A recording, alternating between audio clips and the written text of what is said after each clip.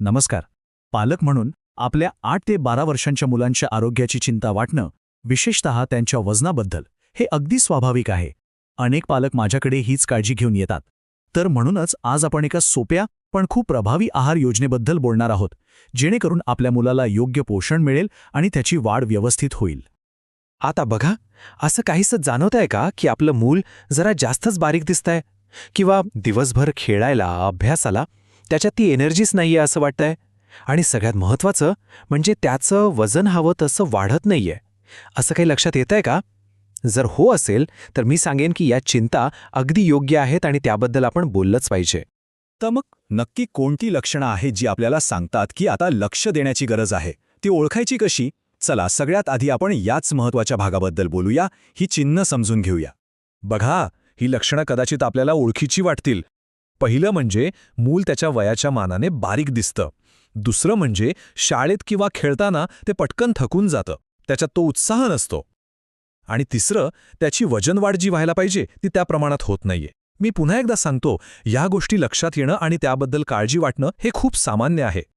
आता आपण थेट डाएट प्लॅनवर उडी मारण्याआधी एक खूप महत्त्वाचा मुद्दा समजून घेऊया. तो म्हणजे 8 ते 12 हेच वय मुलांच्या वाढीसाठी इतकं महत्त्वाचं का मानलं जातं. चला, हे आधी बघूया.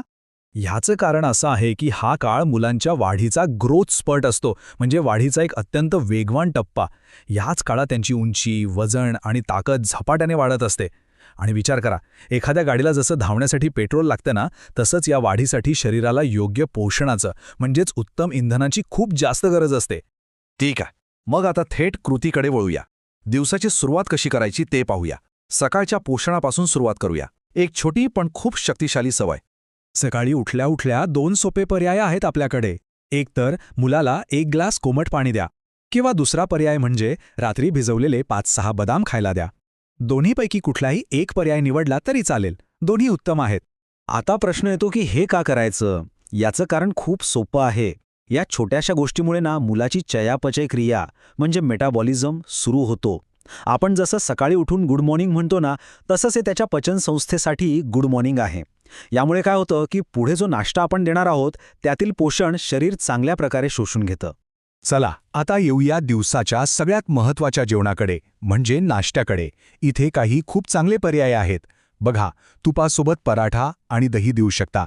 यातून चांगली ऊर्जा आणि हेल्दी फॅट्स मिळतात. 2 अंडी आणि ब्रेड हा तर प्रोटीनचा पॉवर हाऊस आहे. किंवा आपले पारंपरिक शेंगदाणे घातलेले पोहे, हे सुद्धा पौष्टिक आहेत. आणि दूध ओट्स हा फायबरसाठी एक चांगला पर्याय आहे. यापैकी काहीही दिलं तरी दिवसभरासाठी चांगली एनर्जी मिळेल. ओके, तो सकाळचा नाश्ता तर झाला. आता दुपारपर्यंतची एनर्जी कशी टिकवून ठेवायची त्या महत्त्वाच्या टप्प्याकडे वळूया. साधारणपणे 11 वाजता काय होतं की मुलांची एनर्जीची बॅटरी थोडी डाऊन व्हायला लागते. मग जेवणाआधीच ती मरगळ येते. हे टाळण्यासाठी एक छोटासा पण पॉवर पॅक नाश्ता देणं खूप गरजेचं आहे. मग या छोट्या भुकेसाठी काय द्यावं? एक केळं देऊ शकता, इन्स्टंट एनर्जी मिळते. एक सफरचंद हा एक उत्तम पर्याय आहे. किंवा मग मूठभर ड्रायफ्रूट्स. हे पदार्थ डब्यात द्यायलाही सोपे आहेत आणि मुलांना पटकन ऊर्जा देतात, जीवनापर्यंत त्यांना फ्रेश ठेवतात. आता आपण एका परिपूर्ण जेवणाच्या ताटाबद्दल बोलूया. कल्पना करा की आपण एक ताट भरतोय. पहिलं, आपण त्यात ठेवू 2 चपात्या ज्या ऊर्जा देतील. दुसरं, सोबत असेल डाळ किंवा कडधान्य जे प्रोटीनसाठी खूप आवश्यक आहे. तिसरं, जीवनसत्वांसाठी एक शिजवलेली भाजी.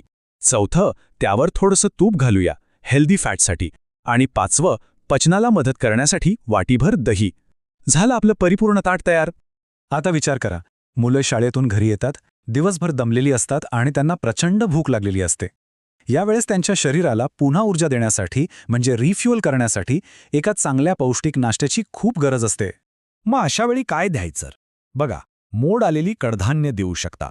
शेंगदाण्याची चिक्की हा एक चांगला पर्याय आहे. किंवा एक साधंसं सँडविच, नाहीतर एखादा पौष्टिक मिल्कशेक. पण एक गोष्ट मात्र आवर्जून लक्षात ठेवा, यावेळेस चिप्स, बिस्किट्स, कोल्ड्रिंक्स यांसारख्या गोष्टींना घरातून दूरच ठेवा. आता आपण आलो दिवसाच्या शेवटच्या जेवणाकडे, म्हणजेच रात्रीच्या जेवणाकडे. इथे एक महत्त्वाचा नियम आहे, हलकं पण पौष्टिक. जेवण असं असावं जे पचायला सोपं असेल, पण शरीराला आवश्यक असलेले सर्व पोषक घटक देईल.